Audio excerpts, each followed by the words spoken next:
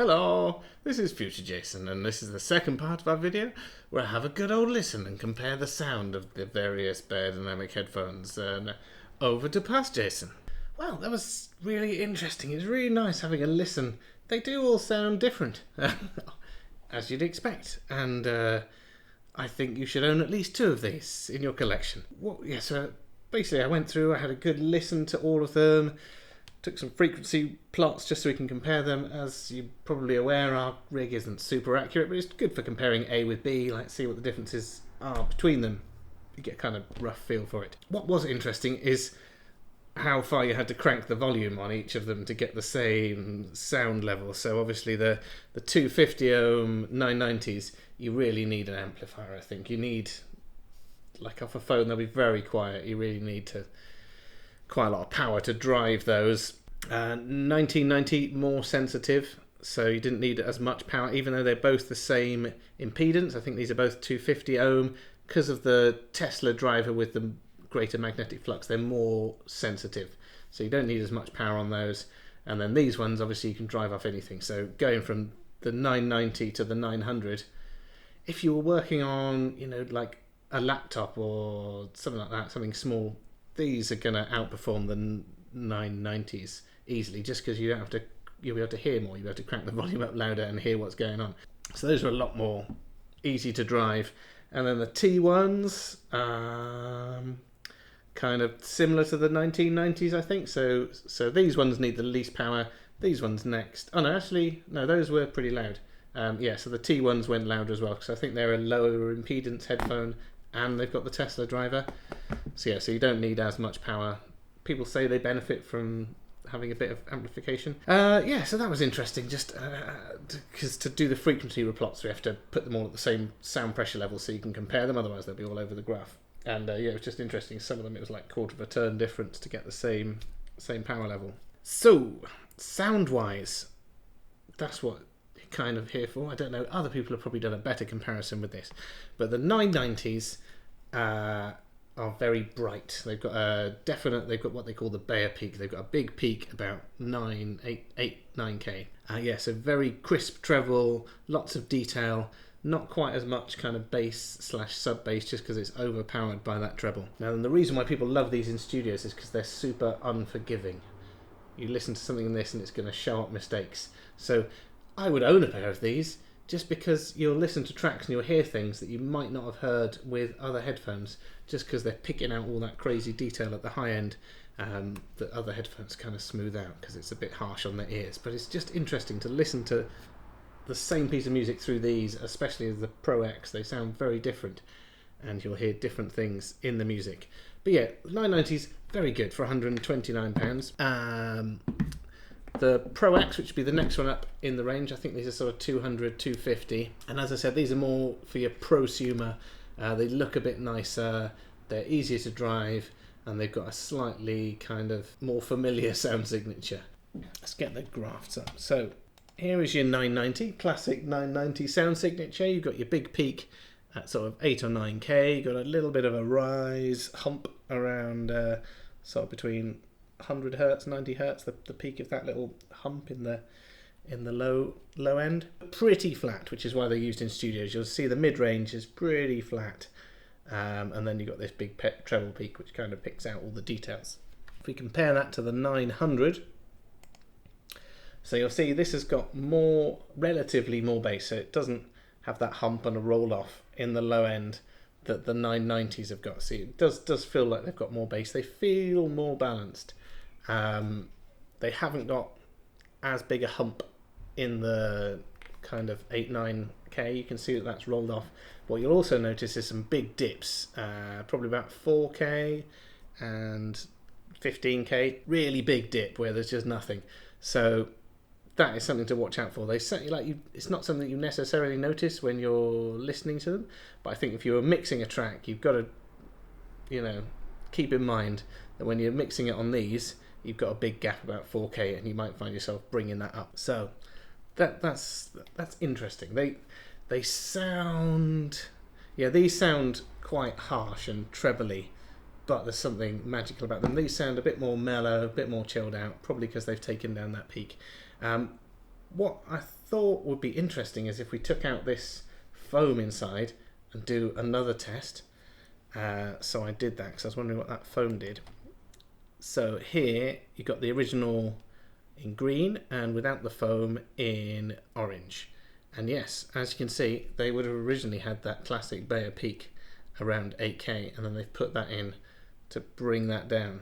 So removing that does actually drop your dips a little bit, and then you get that harsher treble. So that might be something. So if you've got a pair of these, it might be worth trying taking those filters out and just seeing if you prefer the sound. You're going to get, the treble is going to be possibly a bit harsher, but it might be, it's a good alternative for a 10-minute tweak. You might find you like it more without the little filter in there. It gives you a little bit of a tuning option on there. So then I went up to the 1990. I love these. These just feel nice. It's something about the metal stuff, like they're cool to the touch and they're a bit heavier. And yeah, there's a quality bit of kit.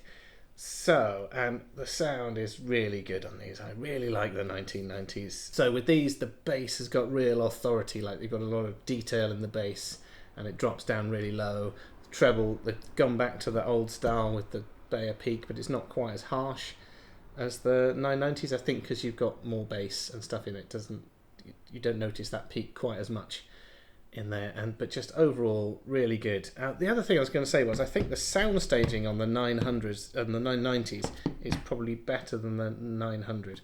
I think these sounded a bit, like the sound stage was a little bit wider on them. These ones, good sound stage, like solid bass, good crisp treble, nice. I like those. And let's just get the graph for those up. And what we'll do is we'll compare those with the 990s, as they're probably, if you had 990, this is probably your step up. These ones I think are for a different market. They're for your home gamer. These are like your 250 ohm studio headphones. So here we can see. So again, super flat in the bass, all the way down to 20 hertz. Very flat until you come up to, where is it? Sort of 3K, and you've got a slight dip, and then you've got that Paer peak, but the peak isn't as high as it is on the 990s. Smoother, very high end, the treble. Yeah, so that's where you get that bass weight from. It's just super flat down there, and the Tesla driver can really reproduce those low notes. And then let's just compare those to the Pro X, just in case you're wondering. So here's the 1990 versus the Pro X, and you can see the Pro X gradually raises, like the line goes up a little bit up until 2K on a slight angle, whereas the 1990s are flatter all the way across and they don't have those dips. The treble peak is about the same as the Pro X, but because the Pro X has got a lot more around 2K, you don't notice the treble peak as much. So the treble peak is more noticeable on the 1990 than it is on the 900, but I quite like it. I quite like that crispness. It could be because I'm old and I don't hear the high frequencies as well, and that brings some of that back. But yeah, that's those two compared. And then finally we've got the big dogs, the T1s. Let's just get those up. And here you can see it's quite interesting. Definitely the sound staging, the angled drivers do seem to give it a good sound stage. You haven't got quite as much sub bass as you can see on the T1s, and overall kind of a smoother kind of Harman curve, which is more a hi-fi sound. This is more of a studio sound. So that's the difference. So with the very flat frequency response, that's what you want in the studio, so you not upping and downing treble, and then generally with this it's kind of a more laid back, chilled out hi-fi sound. Personally, it's very difficult because I think I prefer the sound of the 1990 to the T1, but the T1, because of the angled drivers and stuff, the presentation is a bit better. One thing I didn't do is take out that tuning foamy bit on the T1. Let's just to see what that does. So we might just quickly do that now. So let's take this bit out. Yeah, the T1 cable is nice. It's all fabric covered and that kind of stuff. It looks like quite an expensive cable you get with the T1s as well. So you get a nicer case, you get a nicer cable. Click into place. I get you. All right.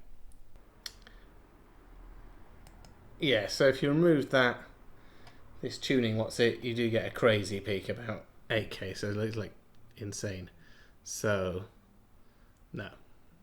Don't do that. It doesn't really affect much else. It mainly just gets rid of that treble peak. So yeah, leave that in.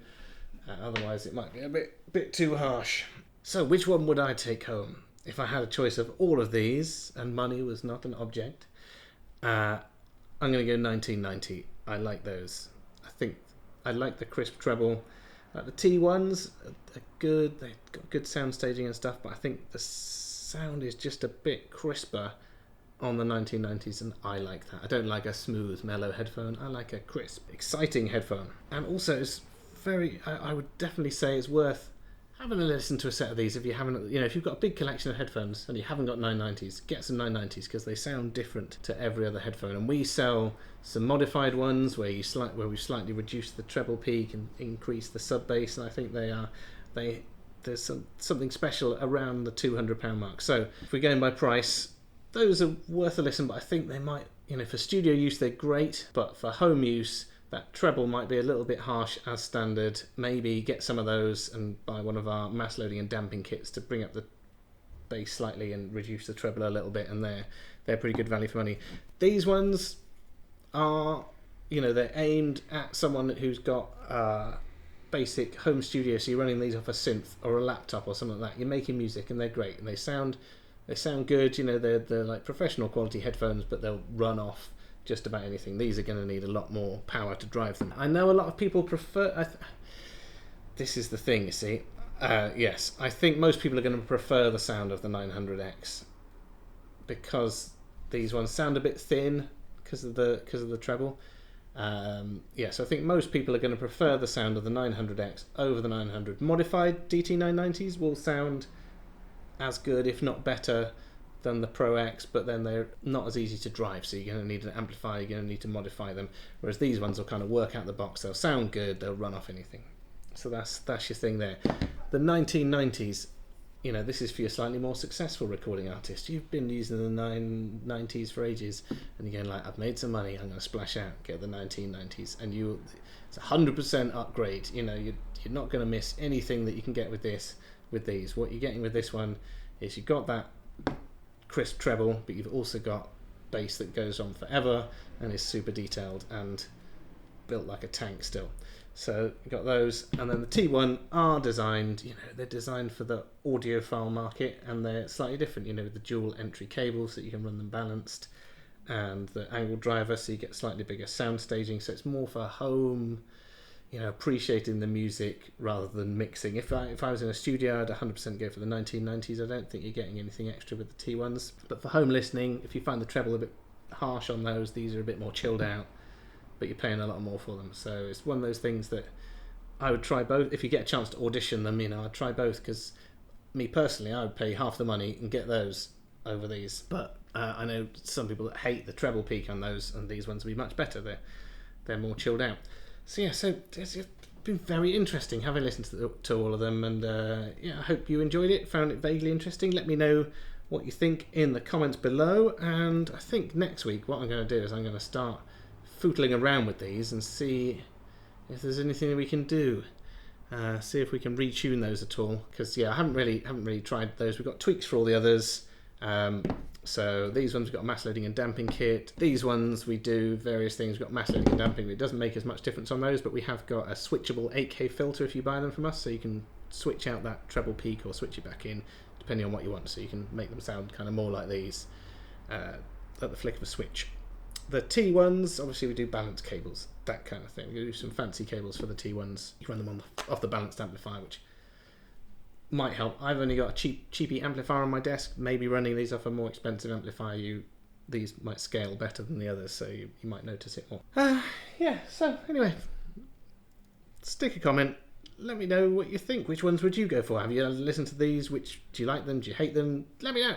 And anyway, so I'm going to get on. I'm going to have a play with these, see if there's anything that we can do to tweak them, see what tweaks we can try on those. And if you fancy seeing how that goes, it's probably going to be a few weeks while I do that, but it's worth subscribing. We've got some other stuff coming, and that'll be coming up soon, because My team upstairs are hassling me because we've got a big pile of 10 of these, and we need to mod them and get them sold, so we need to come up with some mods for them. But anyway, yeah, super awesome hanging out, and I'm going to get back to work. Alright, cheers.